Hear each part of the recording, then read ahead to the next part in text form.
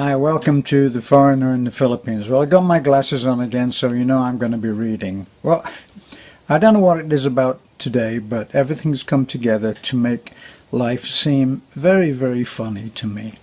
I'm laughing at a lot of things, and I think our subscribers who have sent in funny comments or just things that made me smile. Somebody said today, remember Rod?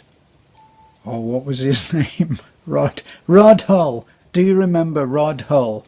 Well, Rod Hull was a comedian in the UK. He was an Australian, and he had a funny puppet that he used called Emu, which was very funny. So thanks for bringing a smile to my face for that. But I'm just looking back on the last few months, which has been something of a rocket ride. And you'll forgive me for laughing while I talk, because it has actually turned out to be very funny. A long time ago, when I worked in a band, there was one guy who joined the band, and he was an extremely likable guy. Now, everybody liked him. Like, with no exceptions, everybody liked him. And he was not a guy of any special talent. He was a bit of a loner, always smiling, always good-natured, and I often pondered, I wonder what it is that everybody just likes the guy. Well, as time went by and my own experiences piled up, I began to realize that everybody loves a guy that doesn't actually do anything.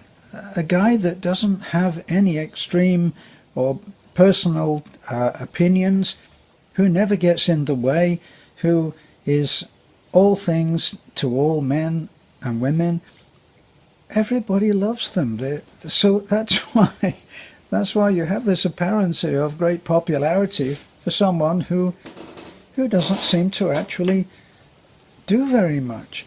Well, if that's the case, the other side of that coin is, as soon as you start trying to do anything, you're going to make enemies, because you're going to disturb people's little comfort zone. Now, I just looked back and I made a little note of all that's happened. Well, of course, you have to laugh at this. This is not something to get brought down about, because if you go on the opposite of my little friend that I just told you about, well, as soon as you start to do anything, well, people start to oppose you. That's the nature. That's the nature of doing anything. You know. Well, this is what's happened to us in the last 3 months. Now, before this, we never had any problems. We never got in the way. Nobody really knew anything about us. Even the people local around us. The worst we ever encountered was when we got a motorcycle. Somebody said, yeah, well, it's going to be taken back. They'll lose it, or it'll look like a wreck, you know. Well, that was the worst that could happen. We used to sail past this particular house that had a lot of gossipers, and we used to sing out to each other, Beth and I, we don't care if we got our bike on finance. And we used to laugh about that. That was the worst it got. Well, look what's happened in the last 3 months. We've had our videos stolen by 2 channels, no less. We've had our Facebook has been hacked. All the other expats, bar maybe a couple, or maybe 2 or 3, I don't know, are hating us and posting about us. In particular, one particular noxious guy who is apparently making money on us, because he's now posted as many as 5 videos just going on about what's wrong with me. So good luck on the views. He's had more views when he's knocking Foreigner in the Philippines than he has with his other. That's how it seems. So we've been named as scammers, thieves, money launderers and whores. We've had veiled death threats. I was looking at the photograph. I still have it on my phone, and what we printed it off was, if you want to know how really dangerous this can get very quickly, you will get one. There's just one warning, only one. And we took that to the police, and it made them laugh as well. So where am I? Veiled death threats. We've been threatened. Somebody's been out there threatening to send some guys round to beat me up and to burn my car. It was only a joke, okay?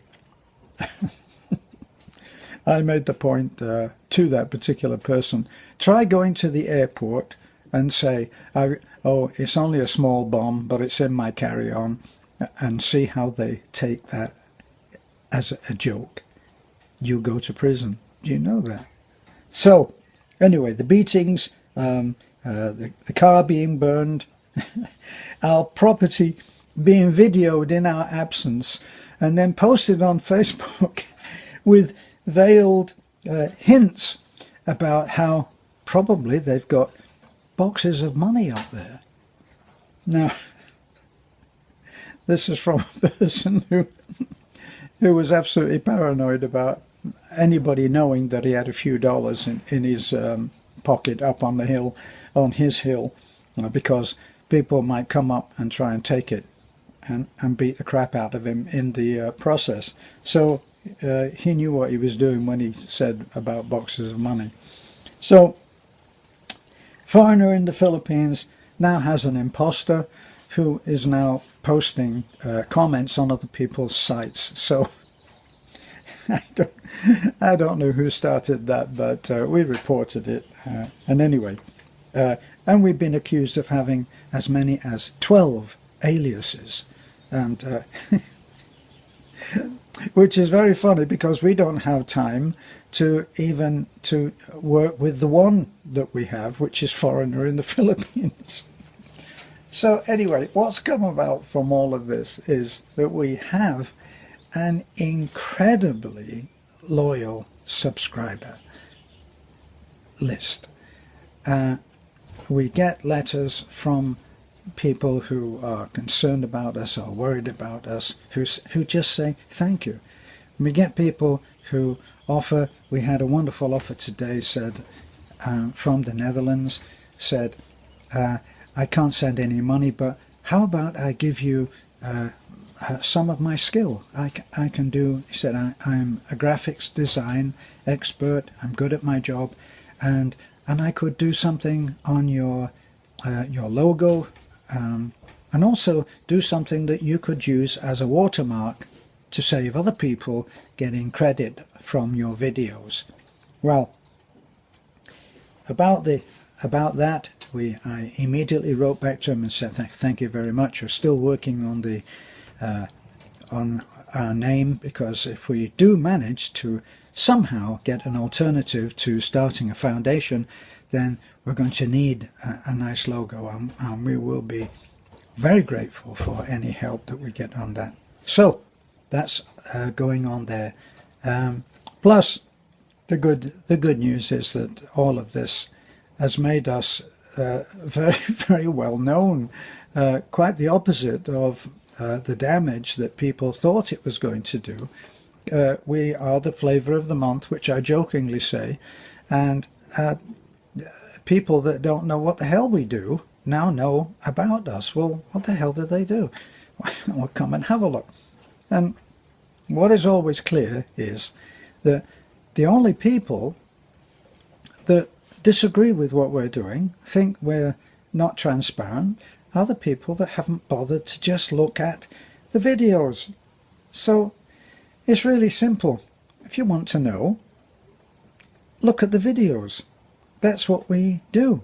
We made a change in the way that work is done by people on a gift from somebody else, by get $10 in, show $10 going to that person.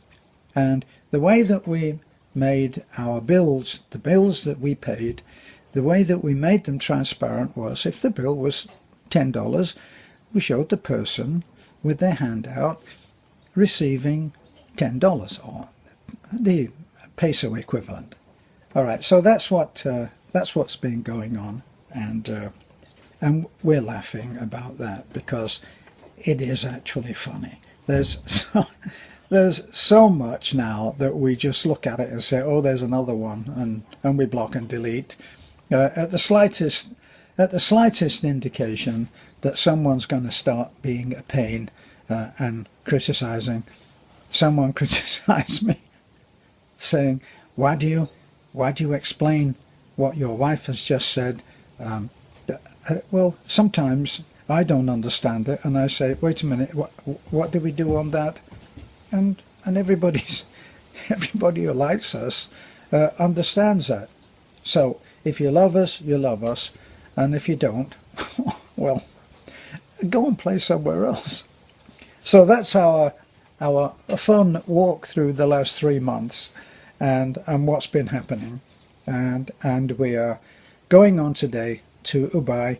We're going to have a look at Pastor Gilbert's, the grassroots Pastor Gilbert, see how he's getting on with his house and take him a little bit of money for materials and labour costs, and we're going to do that.